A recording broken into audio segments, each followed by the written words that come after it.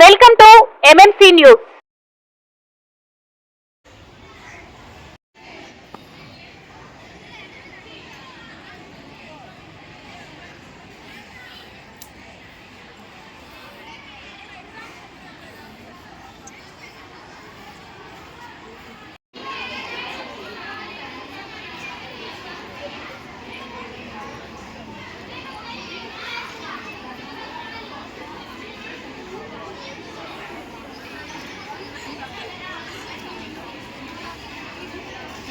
ముందు ముందుగా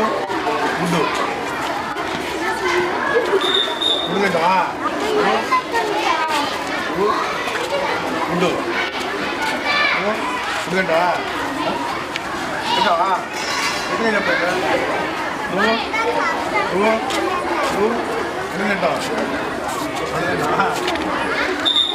నువ్వు మీరు గుండు ఉంటారా మీరు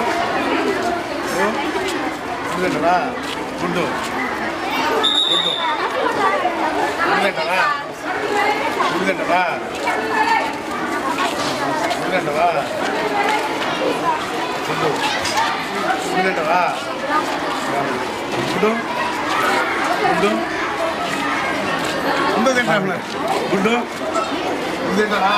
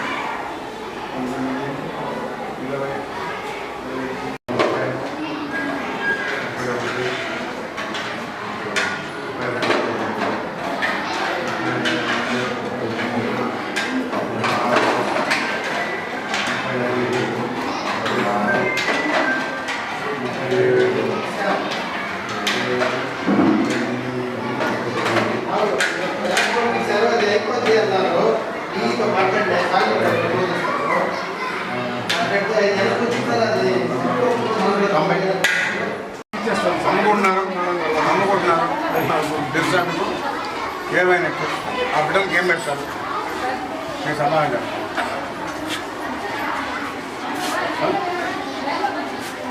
అంటే ఎంత దారుణం చూడండి.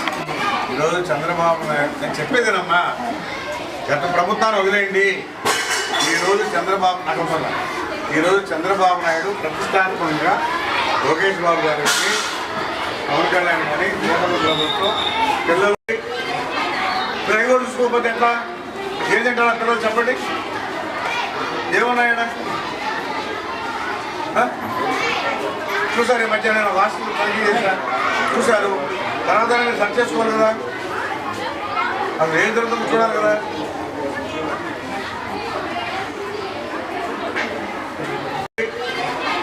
డ్రైవర్ చూసుకోకపోతే ఎట్లా ఏం తింటారా పిల్లలు చెప్పండి, ఏమన్నాయడా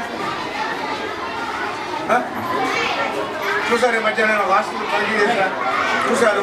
తర్వాత నేను సెర్చ్ చేసుకోవాలి కదా, అసలు ఏం జరుగుతుందో చూడాలి కదా.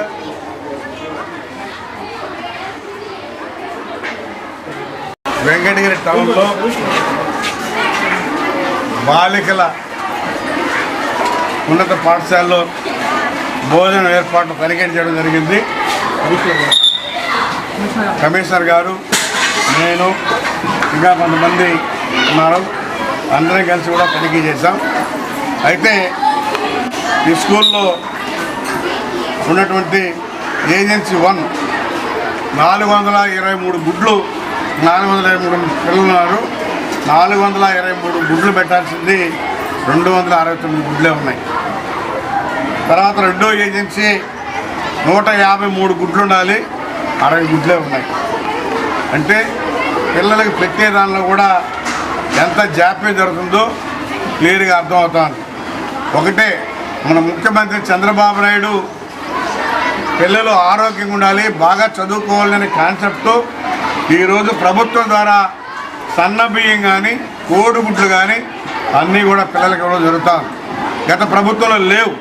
ఎందుకంటే ఆరోగ్యంగా ఉంటే బాగా చదువుకుంటారనే కాన్సెప్ట్తో ఈరోజు మన ముఖ్యమంత్రి పనిచేస్తున్నాడు. దానిలో కూడా జాప్యం జరుగుతూ ఉంది. దాన్ని కూడా ప్రిన్సిపల్ కానీ టీచర్స్ కూడా చూసుకోవాల్సిన బాధ్యత ఉంది. వాళ్ళ మీద వదిలేయకూడదు. అసలు ఏమి జరుగుతుంది, ఏమి ఇస్తారని చెప్పని కూడా చెక్ చేసుకోవాలా, ఒక డ్యూటీ వేసుకోవాలా, ఎన్ని వండారు ఏం పెడుతున్నారో కూడా చూసుకోవాల్సిన బాధ్యత ఉంది. ఎవరికి వారు వదిలేసి ఎవరికి వారే యమునా తీరనే లెక్కలో ఈరోజు పిల్లలకు అన్యాయం జరుగుతుంది. ఆ గుడ్లని ఎవరికి పెడతారు, కొంతమందికి పెడతారు, కొంతమందికి పెట్టరు.